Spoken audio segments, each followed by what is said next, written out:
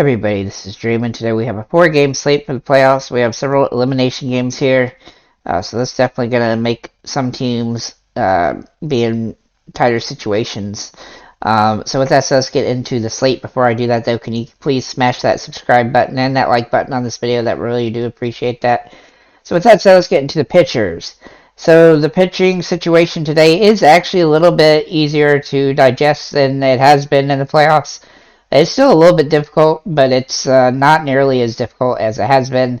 The 4 bottom pitchers, Morton, Anderson, Kirby, and Syndergaard, are just much weaker pitchers generally than the top 4 guys in McCullers, McKenzie, Musgrove, and Severino. And so while each of those guys do have some utility in these particular matchups, their upside is just too low to really consider any of those 4 guys on this particular slate. The only guy that's even remotely reasonable, I think, is George Kirby, but honestly, he's going against Houston, and right-handed hitters pummel Kirby. So let's go ahead and get to the top 4 pitchers here. Lance McCullers, he has been pretty solid this season, and also in the last 10 games, he's averaging 20 fantasy points a game. He hasn't actually faced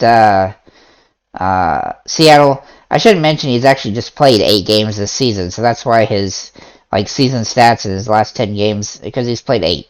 So it's, he doesn't have 10 games even. But anyway, this game is on the road, which he hasn't been as good on the road, but still, he does get a decent amount of strikeouts in these games. As you can see, most of his games are 20 plus. He's had 3 games under 20, and one of those being 17. The last 5 games, he's been over 17 each game. And even though the opponents on some of those games weren't particularly great, he had, he's been solid. And so I do think he's in a pretty good spot here. He's also not got as much, innings and throws on his arm this season as most of the other guys on the slate. And so he does have some advantage from that perspective. I will mention, though, that Seattle has been hitting the ball pretty well. So I don't think that McCullers is the overall top option, but I do think he's a safer option than some of the other guys available. I do think he's somebody that I'll probably end up using, though he is the highest priced guy on the particular slate. Then we're going to look at Tristan McKenzie for Cleveland. He's averaging 23 fantasy points a game for the last 10. The Yankees are in a weird position here, and so they haven't been playing well. He has had 1 game against the Yankees this season where he scored 32 fantasy points. That was early in the season, back whenever the Yankees were in their big slump. But it looks like the Yankees are kind of in a bad spot here.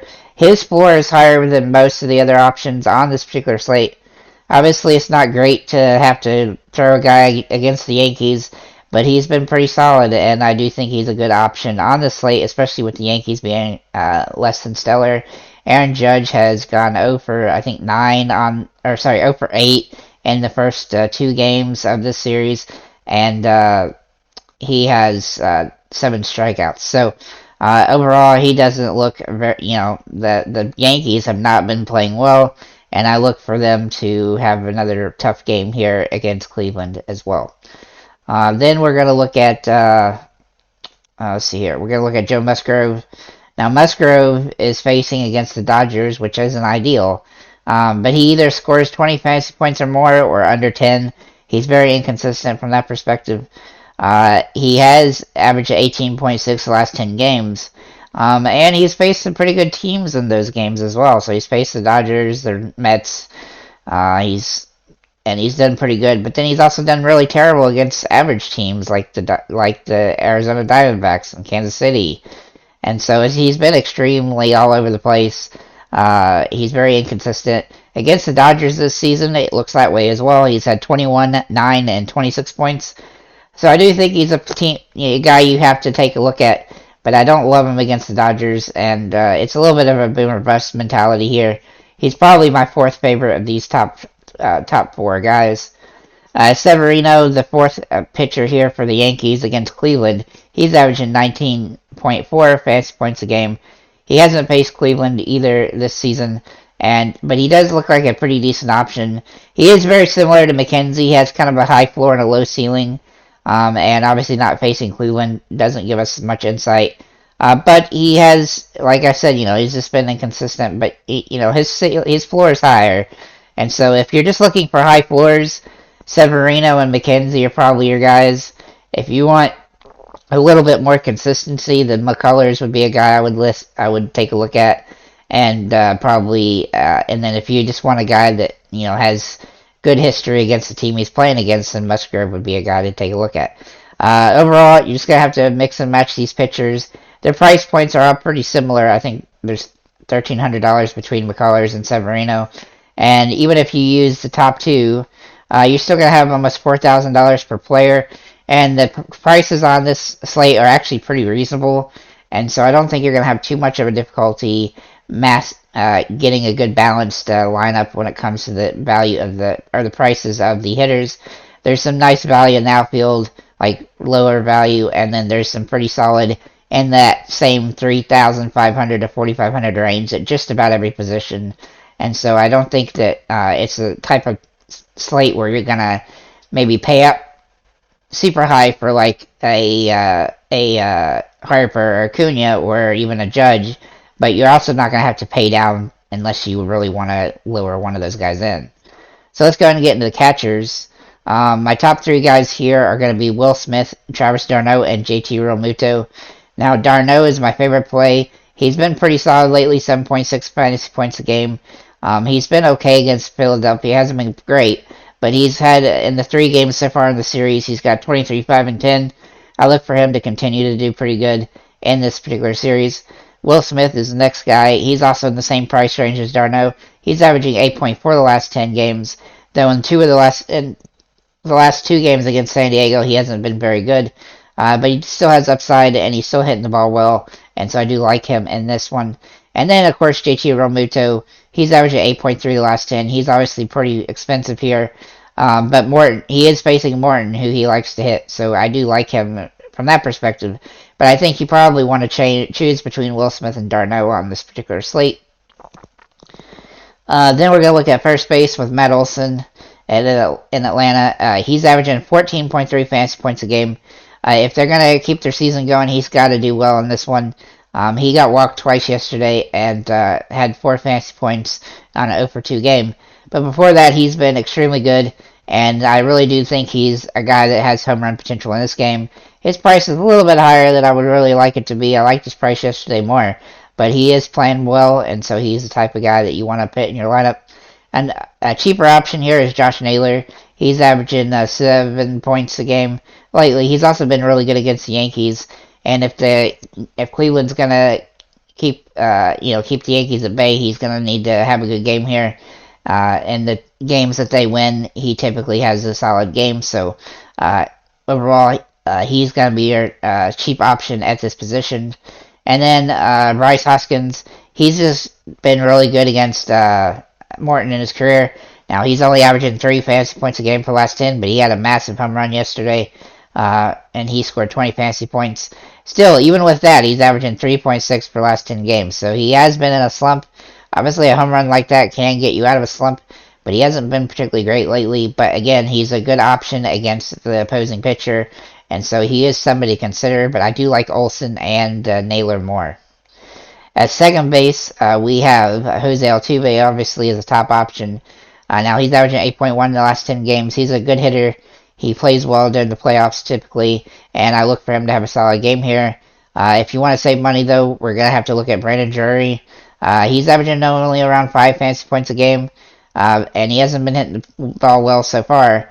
But if he does play, he'll be a guy that I take a look at in his price range because he has home run potential in this game against Tyler Anderson.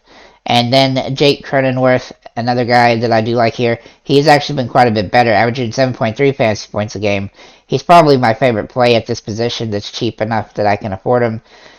With just, in around the 4,000 range. And he's been hitting the ball well against the Dodgers, so I really do like that. In 22 games against the Dodgers, he's averaging 5.5 fantasy points, but he's been doing good here in the playoffs.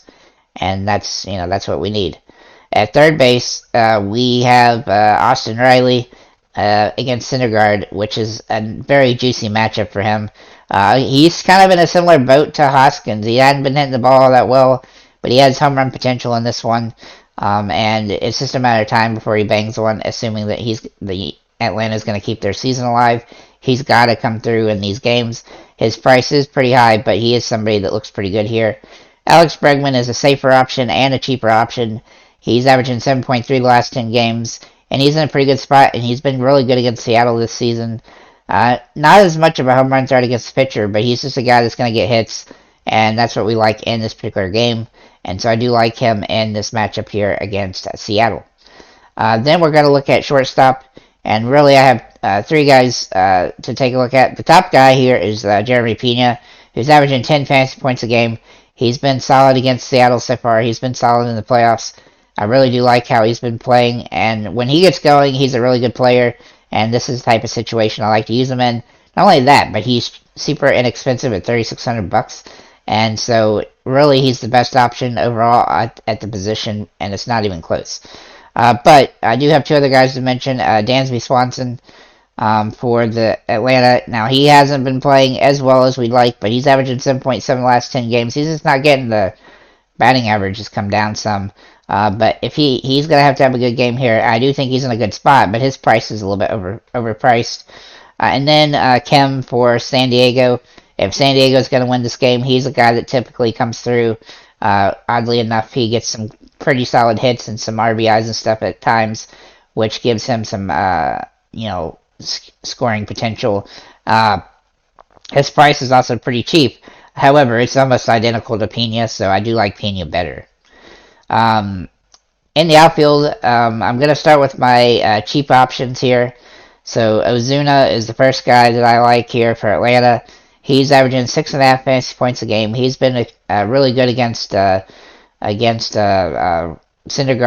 and I do like him in this matchup, despite the fact he hasn't been real good lately. He is seeing the ball pretty well. He's getting hits on the ball, but it's just a matter of having a bad, missing, just hitting the ball right to people. Yesterday he didn't do well, but overall I still think he's a good option as a Hail Mary type cheap option. Then we have Chase McCormick. Come on, load. Why does it not load? I don't know why he will load. All of a sudden. Anyhow, he's $2,500, and he's in a plus matchup here against Kirby. And so I do like him. I don't love him, but I do think he's a good Hail Mary cheap option if you do need a sub 3,000 guy. I don't know why he wouldn't load on here. Brandon Marsh is a guy who's actually been pretty solid lately, averaging 6 fantasy points a game. He's kind of in the same spot as Ozuna and McCormick. He's just in a good spot against the pitcher, and so I do like him in this particular matchup. And then Nick Castellanos, he's another guy that fits in that persona, $3,900. Hasn't been hitting the ball very well, but he had 10 fantasy points yesterday, and I liked him in the first game and the third game, and I think he's in a pretty good spot again here in this one. Then we're going to look at the more expensive options, starting around the 4,000 and up. So Kyle Tucker, he's a guy I really do like today against Seattle. He's averaging 6.5 last 10. He had a nice big game in the last game here, and he's a little bit boomer bust, but I still think he's in a good spot, and he's a home run threat in this matchup. Then we're going to look at, let's see here, Kyle Schwarber. He's just had an extremely good career against Morton. He's also averaging 10.9 fantasy points a game. If Phillies are going to put the Braves away, he's going to have a good game. He doesn't have a good batting average against the Braves on the season, but he has been good against Morton specifically. He is also a little bit of boomer bust option. Then Michael Harris, who has finally started to get out of his slump, hit the ball pretty well yesterday, scored 10 fantasy points. He hadn't been particularly great lately, but he is a guy that can get steals and get on base and score RBIs and stuff. And it looks like maybe yesterday's game kind of got him some confidence. So he also has been great against Syndergaard, so I do like him in this matchup. Mitch Haniger is another guy I like for Seattle against McCullers. He's averaging 10.6 fantasy points a game. If he does, if Seattle's gonna win and keep their season going, this is the situation where he's gonna have a big game. Then we're gonna look at Bryce Harper for Philadelphia. He has a really great track record against Morton.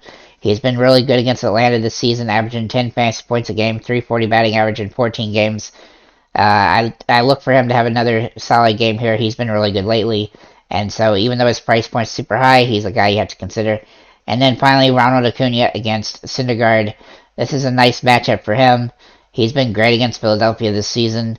He hasn't been great in the first and two in the last game yesterday, but overall he doesn't strike out a ton, and he does have home run potential, even though he's been not really getting those home runs on the season. I do think he's in a good spot here, and if the Braves are going to win, he's got to have a big game. So with that said, I think it's a really solid slate, actually. At first, I was a little bit worried about it, but the pitching situation seems to make it a little bit pretty easy to, make a nice balanced lineup. Like I said, I'm probably going to try to make a lineup where I don't use anybody over $4,500 or under $3,500 because that's pretty doable on this one. So if you have any comments or questions or any players you think I left out, feel free to leave below. And have a nice day, guys.